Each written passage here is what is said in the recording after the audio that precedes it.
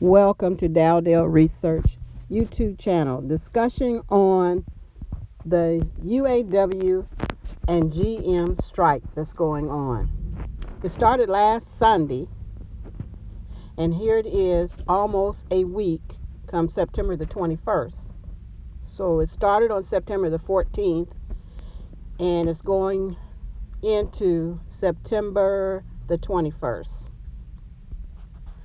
The reason why I'm emphasizing the September dates are I'm thinking about the history of GM and their employees. I'm going all the way back to 1970.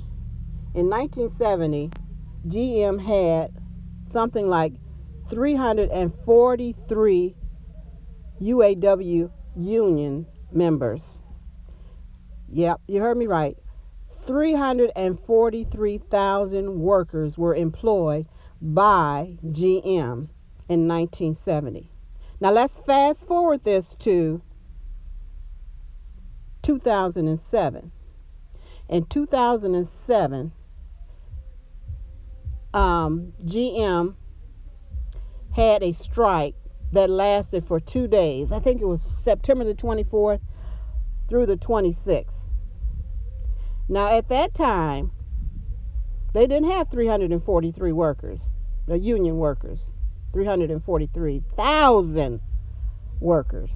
They had around 73,000 workers. You following me? So it seems like when these strikes occur, that the manpower is being reduced for the mere fact that something is going on. So now let's fast forward to 2019. 2019, GM workers walked out and started their strike on the 14th, and that was like 46,000 workers.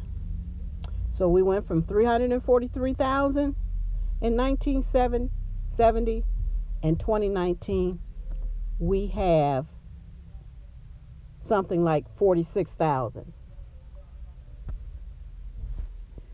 In 2007, when GM workers went out on strike for those 2 days, they were trying to help GM out. It was sort of like a bailout.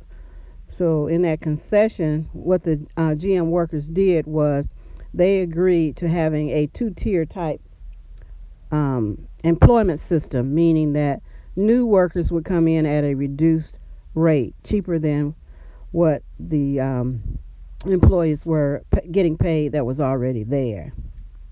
So 12 years later, you see that GM has made billions of dollars based on that concession. Yet in 2019, as far as the workers go, that two-tier system is still in place.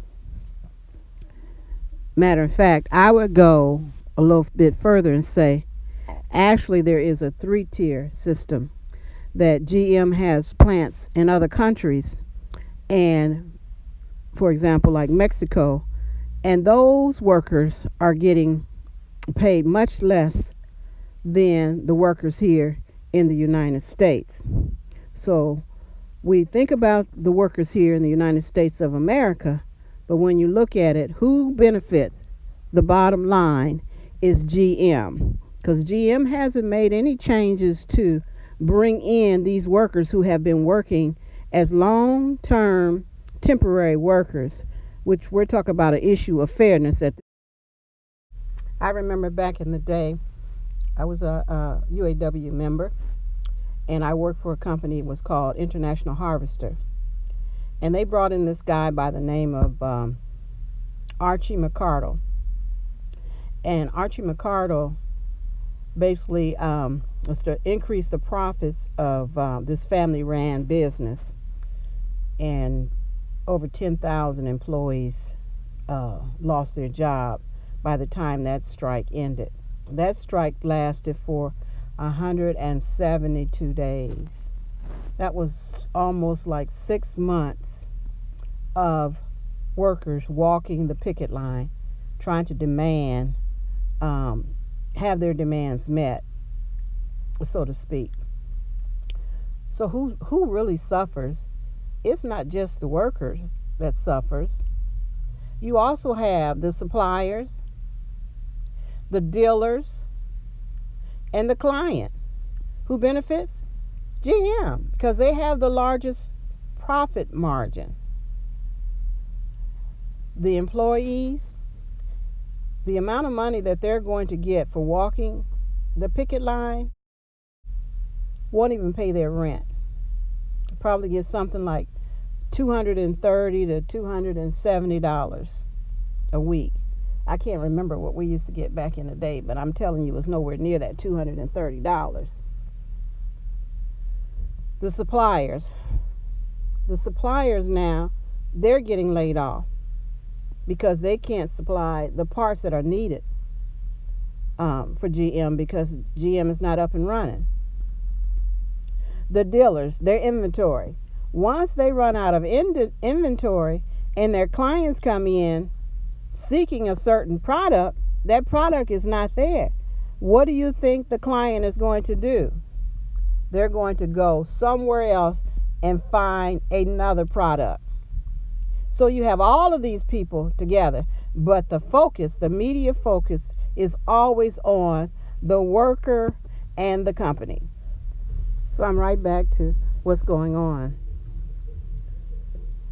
What GM wants to do is to maximize its profit, just like McCarter was trying to do back in 1979 for International Harvester. They want to compete globally with these electronic cars technology that's going on. So they want to be able to compete with that market. So they're not concerned about the workers, they're not concerned about the suppliers, they're not concerned about the dealers. They're concerned about maximizing their profits with the new product, which is those electric cars. So how long will this strike last? I have no idea, but I do know from the numbers that they can afford to have these 46,000 workers hanging out to dry. And the other thing is that there is a report that a UAW, one or more officials, have ciphered off at least $1 million in extravagance, instead of making sure that's investment for those workers who are paying their dues. This has been my opinion about what's going on with the UAW and GM. Thank you for listening.